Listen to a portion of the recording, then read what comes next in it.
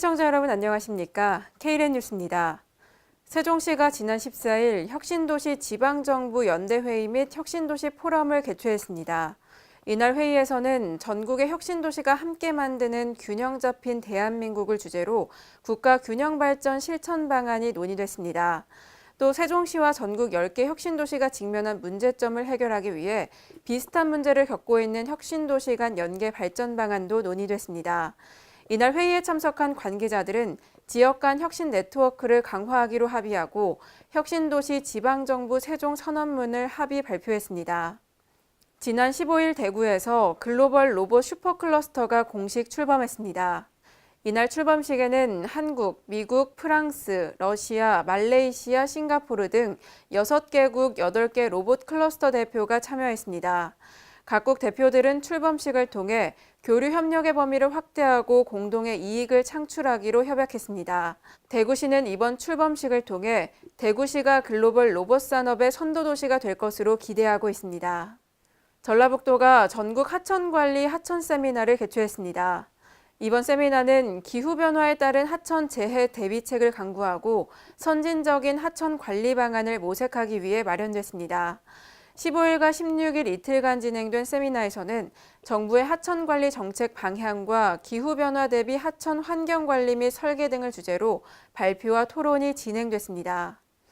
자율주행 자동차의 현재와 미래를 만날 수 있는 모터쇼가 지난 15일 경기도에서 개막했습니다. 이번 모터쇼에서는 운전이 필요 없는 11인승 자율주행 미니버스, 일명 제로셔틀에 탑승해 볼 수 있는 기회가 제공됐습니다. 아울러 산업전시회에서는 차량 감지 센서와 자율주행 자동차 전용 모니터, 3D 내비게이션과 초소형 전기차 등을 생산하는 30여 개 기업이 참가해 신기술을 선보였습니다. 경기도는 자율주행 자동차 산업을 육성하기 위해 판교 제2 테크노밸리의 자율주행 실증단지를 구축할 예정입니다. 대전시가 대전시 관광협회와 간담회를 개최했습니다. 이번 간담회는 2019년 대전 방문의 해를 성공적으로 진행하기 위해 마련됐습니다. 이 자리에서 허태정 대전시장은 대전 방문의 해를 통해 국내 관광 활성화와 관광산업 일자리를 창출하겠다고 말했습니다. 대전시는 이를 통해 지역 경제를 활성화하겠다는 계획입니다. 인천 청년창업사관학교가 지난 15일 송도에서 문을 열었습니다. 청년창업사관학교는 입교자들에게 최대 1억 원과 전담교수, 시제품 제작과 마케팅 등 실무교육을 지원합니다. 중소기업진흥공단 이상직 이사장은 청년창업사관학교를 통해 창업기업이 글로벌 유니콘 기업으로 성장할 수 있길 바란다고 말했습니다. 이번 인천 청년창업사관학교 개소로 청년창업사관학교가 설립된 지역이 12개 지역으로 늘었습니다.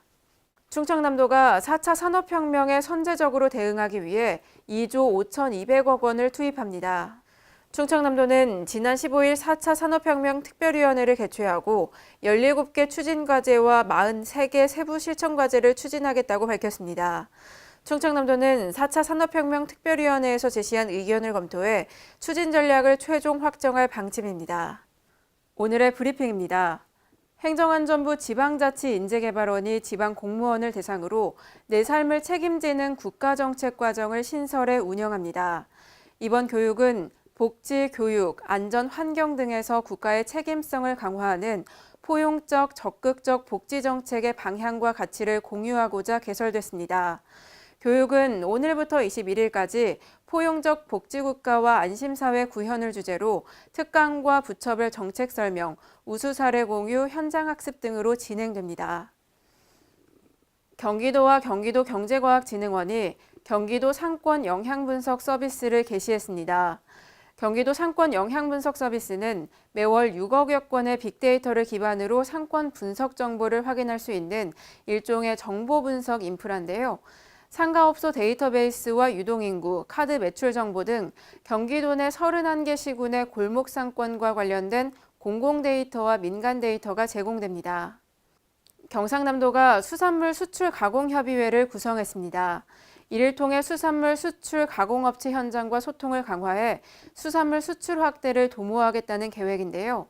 경상남도 관계자는 수산업은 경남 산업경제의 중요한 축이라며 수산물 수출을 늘릴 수 있도록 수산업계의 목소리를 자주 듣겠다고 말했습니다. 인천시가 항공기로 인해 발생하는 소음 피해 대책을 마련합니다. 인천시는 항공기 소음 부담금을 부과하고 항공기 소음 환경 기준을 제정하는 등 항공기 소음 피해 대책을 추진할 방침입니다.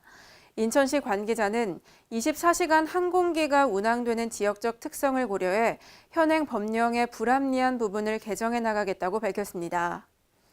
도시재생 사업이 공모 방식으로 진행되면서 지역 실정에 맞는 체계적인 사업 추진에 한계가 있다는 지적이 제기됐습니다. 충청남도 연구원은 이 같은 문제를 극복하기 위해 지역 특색을 살린 콘텐츠를 발굴 추진해야 한다고 주장했습니다. 또 크라우드 펀딩으로 도시재생 사업의 지역사회 참여를 이끌어내고 안정적으로 재원을 확보해야 한다고 제안했습니다.